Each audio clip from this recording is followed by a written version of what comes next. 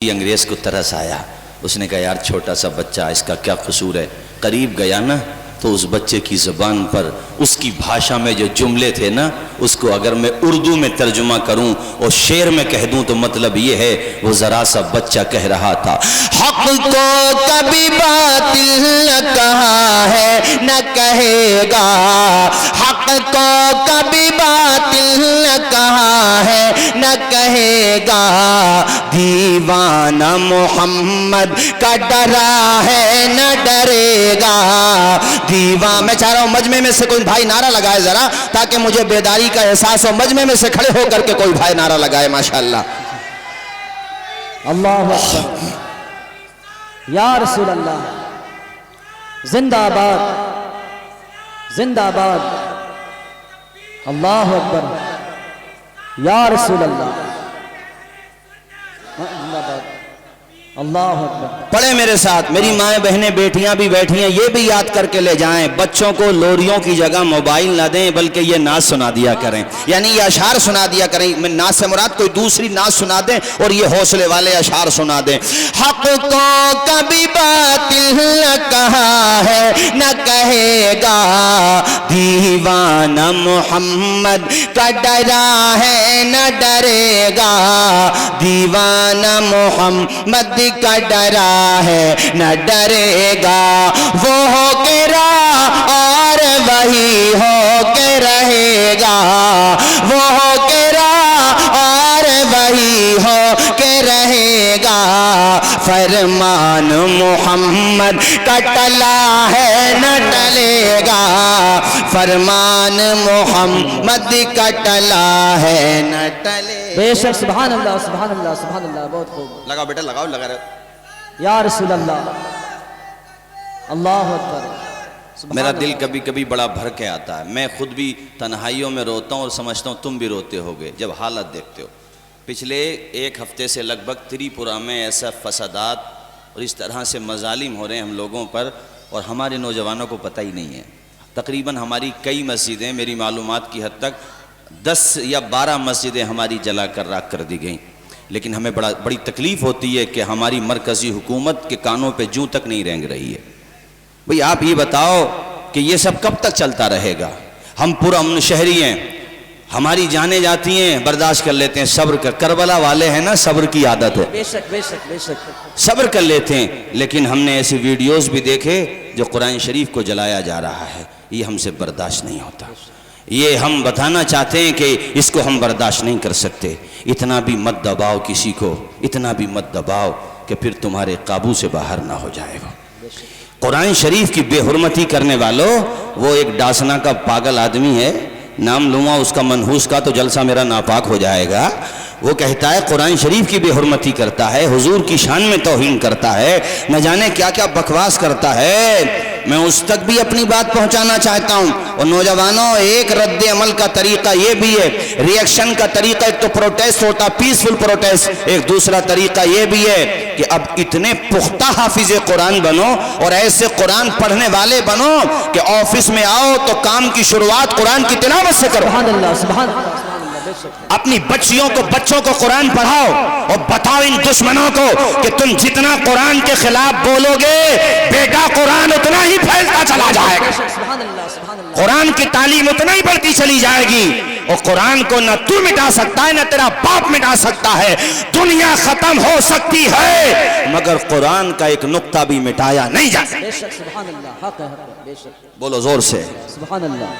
تمہارا یہاں مدرسہ چل رہا، ہمارے فرقان بھائی چلا رہے ہیں، اور یہ ماشاءاللہ ہمارے جو ہے کیا نام ہے قاری صاحب، قاری اکبر صاحب، ابھی ایک جو ہے ایک بچہ ہاں مسجد میں ہے، لیکن یہ علاقے والے چاہیں گے تو انشاءاللہ بنے گا ادارہ۔ انشاءاللہ انشاءاللہ۔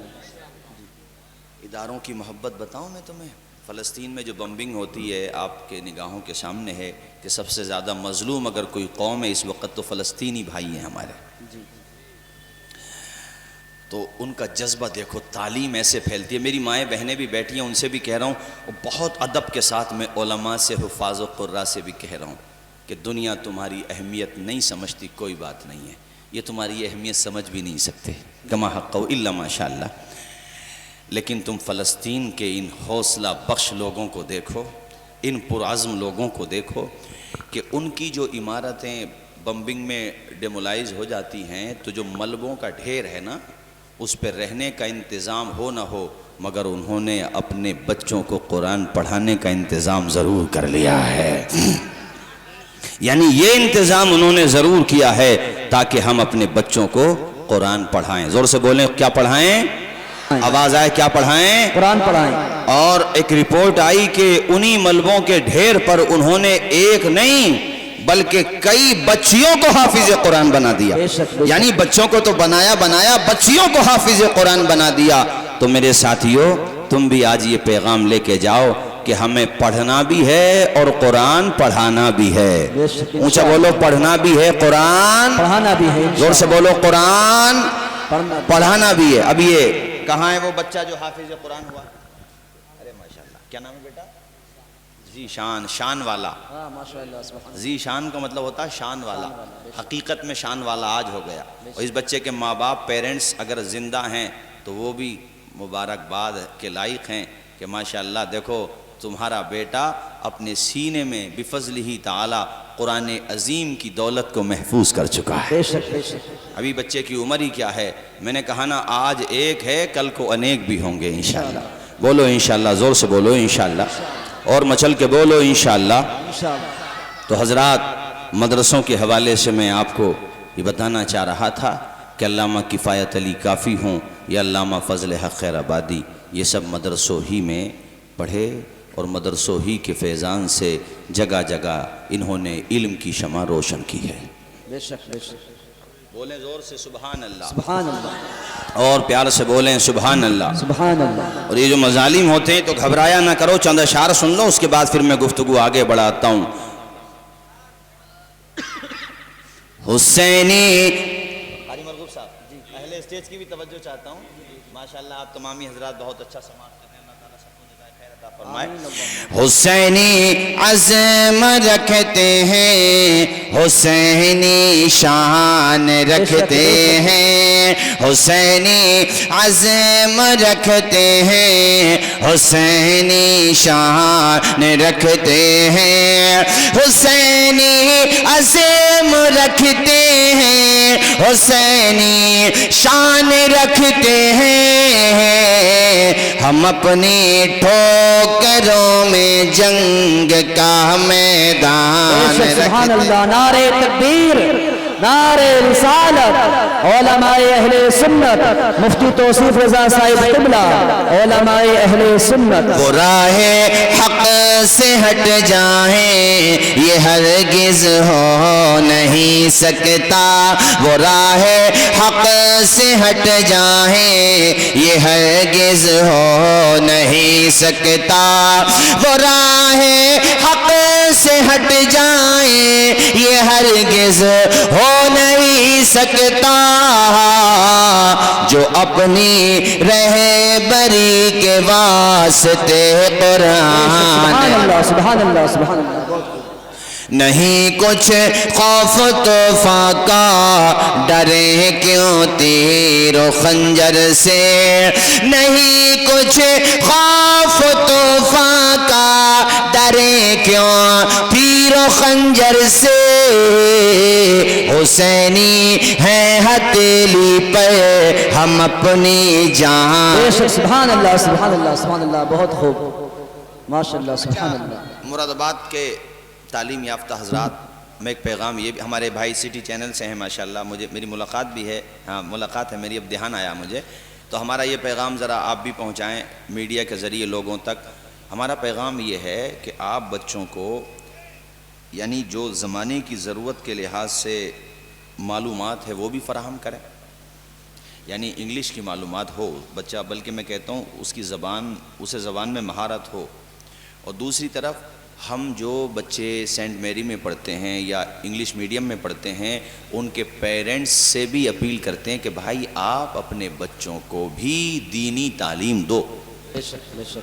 بلکہ جو کالجز ہیں، جو اسکول ہیں، وہاں پر وہاں کی ایڈوائزری ٹیم ہے یا وہاں کے انتظامیہ ہیں، مینجمنٹ سنبھالنے والی ٹیم ہے، ان سے کہو، ان کو موٹیویٹ کرو کہ بھائی آپ جو ہے ہمارے بچوں کی ریلیجیس سے ریلیٹڈ تعلیم کے لیے ایک اچھے عالم کا انتظام کرو۔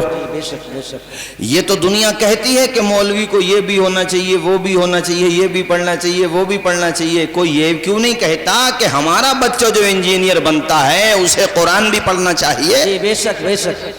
یہ کیوں نہیں کہتا کوئی کہ جو بچہ ہمارا MBBS ڈاکٹر بنتا ہے اسے کم سے کم ضرورت کی تعلیم تو حاصل کرنا چاہیے نا؟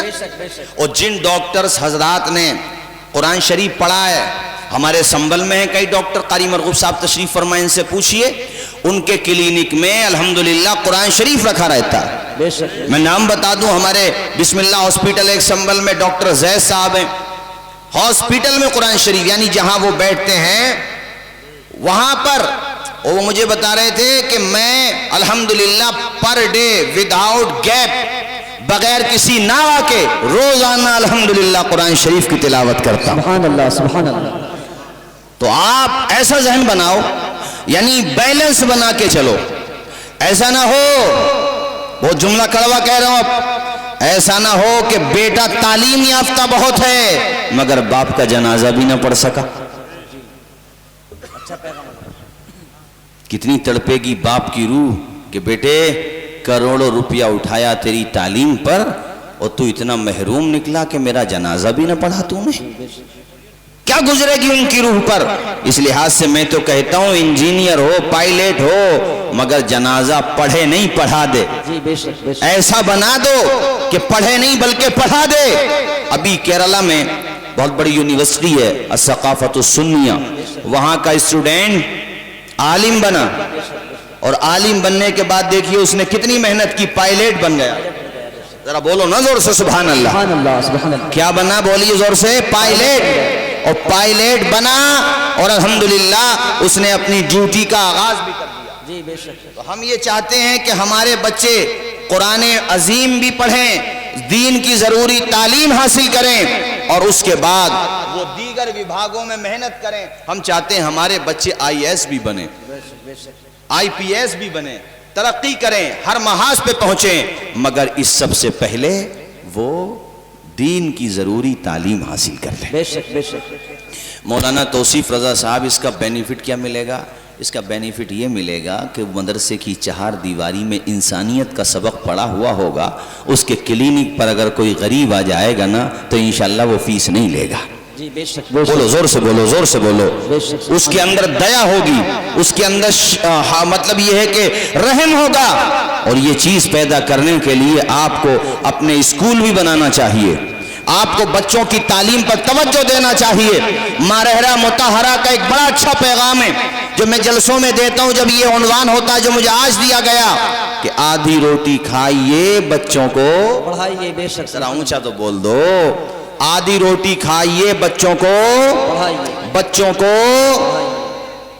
ایک محدث کی مجھے بات یاد آ گئی، شادی کے بعد پڑھا انہوں نے، حضرت شادی کے بعد، شادی ہو گئی، آفٹر میریج اپنی ان کے جلسے میں بیٹھے تھے مدرسے میں یا مسجد میں ہو رہا تھا کوئی پروگرام، تو اس میں عالم صاحب نے کہا کہ تعلیم حاصل کرنے کی کوئی عمر نہیں ہوتی ہے، آپ جس عمر میں بھی چاہو تعلیم حاصل کرو، تعلیم حاصل کرنا ضروری ہے۔ ان کے دل کو ایسے لگی یار میری زندگی تو ویسٹ ہو گئی، سب میں مر جاؤں گا تو کون یاد کرے گا مجھے، نہ میں نے کسی کو فائدہ پہنچایا۔ مگر ان کی بیوی بھی اتنی اچھی تھی، کنیز فاطمہ زہرا، جا کر کے کہا شریک حیات میں نے تعلیم حاصل کرنے کا پروگرام بنایا ہے، تم مجھے تعلیم کی اجازت دے دو۔ بے شک سبحان اللہ۔ تو بیوی نے کہا یہ تو بڑا اچھا پروگرام ہے، کہا دوسرا تو سنو، پروگرام میں نے یہ بنایا ہے کہ میں تعلیم کہیں اور نہیں حضور کے مدینے میں جا کر کے حاصل کرنا چاہتا ہوں۔ بے شک سبحان اللہ سبحان اللہ۔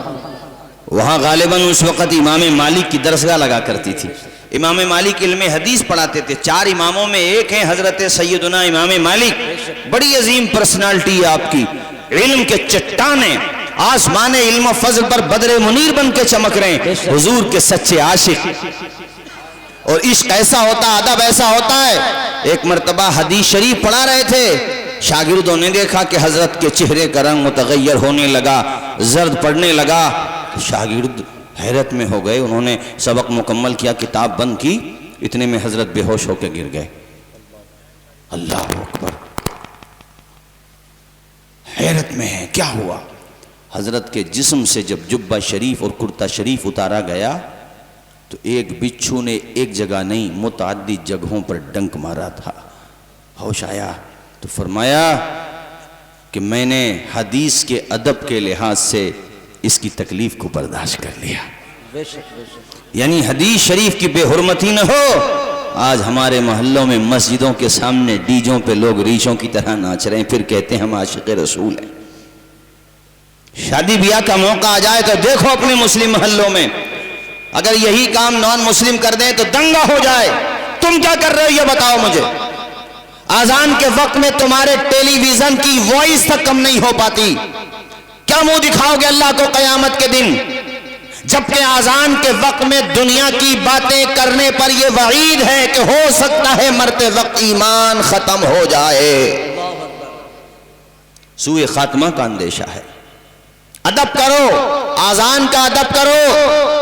جاب کرتے ہو، کانٹ روڈ پہ کرتے ہو، رامپور روڈ پہ کرتے ہو، سنبل روڈ پہ کرتے ہو، یہ جتنے بھی آپ کے آس پاس فیکٹریز ہیں، پیتل کی فیکٹریز ہیں، یا دیگر جہاں بھی آپ جاب کرتے ہو، ایک من بنا لو، سیلری کم دو گے بھائی چلے گا، لیکن نماز نہیں چھوڑیں گے۔ اگر نماز چھوڑنے کو کہو گے تو آپ کی جو ہے ہم نوکری چھوڑ دیں گے، چونکہ رزاق اللہ ہے، جب اس نے پیدا کیا ہے تو ہیلا ہم تلاش کریں گے، روزی ہمیں خدا عطا فرما دے گا۔ نماز کی پابندی کرو، ایک وقت کی بھی نماز مت چھوڑو۔ میں تو دکانداروں سے بھی کہتا ہوں آذان ہو جائے شٹر گرا دو، دروازے ڈور دا کلوز بند، گراہک کھڑے کوئی بات نہیں، ایک جائے گا خدا 10 بھیجے گا۔ ارے بولو، عقیدہ ہے تو بولو نا زور سے یار۔ آپ ایک چھوڑو گے اللہ 10 بھیج دے گا۔ تم نماز شروع تو کرو، خدا کی بارگاہ میں آنا شروع تو کرو، اپنے دل کا درد خدا کی بارگاہ میں پیش تو کرو۔ وہ دل کی بات جانتا ہے مگر تمہاری زبان سے سننا اسے اچھا لگتا ہے۔ تہجد کے وقت میں اٹھنا شروع کرو۔ اللہ ہم گناہگاروں کو بھی توفیق دے دے۔ بڑی پیاری نماز ہے تہجد کی نماز، خدا کی رحمتیں بڑے قریب ہوتی ہیں اس وقت۔ آسمان اول پر خدا اپنی شان کے مطابق، یعنی یہ کہہ لو کہ خدا کی رحمت آسمان پر تشریف لاتی ہے، یعنی اپنی شان کے مطابق جو اس کی شایان شان ہے، اور اللہ فرماتا ہے کوئی بندہ جو مجھ سے دعا مانگے میں اس کی دعا قبول کر سکتا۔ سبحان اللہ۔ میرے ساتھیو، تہجد کی نماز کی عادت ڈالو اور وضو کر کے سونے کا مزاج بناؤ۔ 5 وقتہ نماز پڑھو اور خدا کی بارگاہ میں پیشانی تو جھکاؤ۔ اللہ کہتا میں تمہاری دعائیں قبول کرتا ہوں، تم دعا کرو تو اللہ تعالیٰ سے دعا کرو، اللہ تمہاری دعاؤں کو قبول کرے گا۔ اس کی بارگاہ میں جھولی پھیلا کر کے کہو یا اللہ مجھے کسی کا محتاج نہ بنا، اپنا محتاج بنا۔ یا اللہ مجھے میرے پاؤں پہ کھڑا کر دے، میرے مولا میں قرضے میں ڈوبا ہوا ہوں، بارے قرض سے سبک دوشی دے دے۔ تم میں کوئی وہ ہوگا جو یہ گڑ گڑا کر کے دعا کرے یا اللہ میری بچیاں جوان ہیں، غیب سے اچھے رشتوں کا انتظام کر دے۔ یا اللہ میرے بچوں کو نیک بنا دے، سچا بنا دے، اچھا بنا دے۔ جو بے اولاد ہے وہ یوں دعا کرے یا اللہ تو مجھے نیک صالح اولاد عطا فرما دے۔ خدا کی بارگاہ میں تم نے دعائیں کرنا چھوڑ دی ہیں، بتاؤ سچ ہے کہ نہیں؟ اگر جمعے کی نماز میں امام کی دعا لمبی ہو جائے، تمہاری طبیعتوں پر گرا گزرتا ہے، اپنے دامن کو دیکھو اور اپنے گریبان میں جھانک کر کے دیکھو کہیں تمہارا ایمان بہت زیادہ ویک تو نہیں ہو گیا ہے۔ ارے دعائیں بلاؤں کو ٹالتی ہیں اور تم نے دعائی مانگنا چھوڑ دی اللہ کی بارگاہ میں۔ اس لحاظ سے کہہ رہا ہوں نماز پڑھنا شروع کرو۔ اے مومنو خدا کی عبادت نماز ہے، مقبول بارگاہ رسالت نماز ہے۔ دنیا میں کام آئیں گی دنیا کی دولتیں، عقبہ میں کام آئے وہ دولت نماز ہے۔ گمراہیوں سے شر سے بچاتی ہے اے خلیل، رکھتی ہے عافیت میں وہ قوت نماز ہے۔ سبحان اللہ سبحان اللہ۔ میں تمہیں اس نوجوان کی داستان سنا رہا ہوں جس کی شادی ہو چکی ہے۔ دیکھو گھڑی گھڑی کی سوئی 12 سے اوپر ہے، اس لحاظ سے تھوڑا سا ذرا آپ بولتے رہیں تاکہ مجھے بیداری کا احساس رہے۔ شادی بیوی سے اجازت لے لی، بیوی نے کہا ٹھیک ہے آپ جائیے، لیکن بیوی کو بھی علم نہیں ہوگا کہ میرا شوہر اتنے دنوں بعد آئے گا۔ یہ چلے گئے مدینہ میں علم حاصل کرنے۔ حضور کے روضے کے قریب جنت کی کیاری میں یا اسی کے آس پاس امام مالک کی درسگاہ لگا کرتی تھی، وہیں پہ اسٹوڈنٹ علم حاصل کرتے تھے، وہ بھی وہیں پہ رہنے لگے۔ سال گزر گیا ایک، یعنی 1 ایئر کمپلیٹ، 1 سال۔ اب خط لکھا اپنی بیوی کو، اور خط کا مضمون سنو اور ان کے دل میں علم کی اہمیت کا اندازہ لگا۔ ہم اور آپ تو اپنی مسجد کے امام کے پاس جا کر کے نماز کا پرناؤنسیشن بھی صحیح نہیں کر پاتے، اس کا تلفظ بھی صحیح کرنے کی توفیق نہیں ہمیں۔ بینکوں میں لائن لگانے کا وقت ہے، ساری چیزیں کو لیے ٹائم ہے، لیکن نماز صحیح کرنے کا ٹائم ہی نہیں ہے۔ وہ کہتا حضرت مہلت نہیں ملتی۔ مہلت تو میرے یار تجھے تب ملے گی جب 4 کاندھوں پہ جائے گا سوار ہو کر کے، مگر پھر واپس نہیں آئے گا۔ اور جب وہاں چلا جاتا ہے نا بہت پچھتاتا ہے، وہ اچھے عمل نہیں ہوتے تو اچھے ہوتے ہیں تب بھی دعا کرتا ہے کہ کاش اور زیادہ اچھے کر لے۔ وہاں سے پلٹ کر آنے کا کوئی راستہ نہیں، اور تمہارا کفن بھی میلا نہیں ہوگا، گھر والے تمہاری پراپرٹی بانٹ لیں گے۔ کس پراپرٹی پہ اتراتے ہو میرے ساتھیو؟ نہ جانے اللہ نے کتنے مٹی سے بنا کر کے مٹی میں ملا دیے۔ لہٰذا اچھے بنو، کردار اچھا کرو۔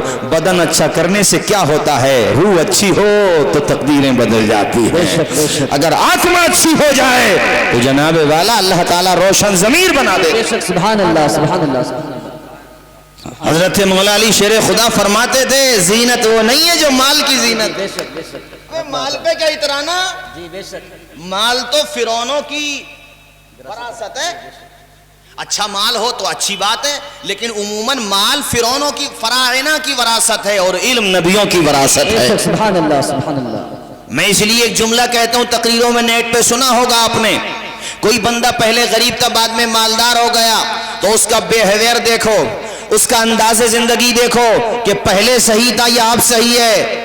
اگر اب بھی صحیح ہے اور طریقہ اچھا ہے تو سمجھ لو عثمان غنی کے راستے پہ جا رہا ہے، اور اگر پٹری سے اتر گیا ہے تو سمجھ لو قارون کے راستے پر جا رہا ہے۔ خود فیصلہ کرو جنت میں کون سا راستہ جا رہا ہے اور جہنم میں کون سا راستہ جا رہا ہے۔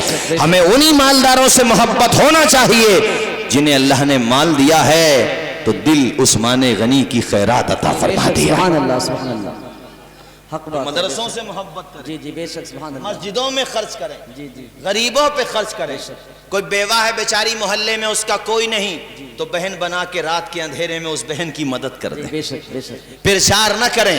موسم آ رہا ہے سردیوں کا، 10,000 کے خرید لیے 20 لحاف لائن میں لگا دیا، غریب بہنوں کو شرم نہیں آتی ہے؟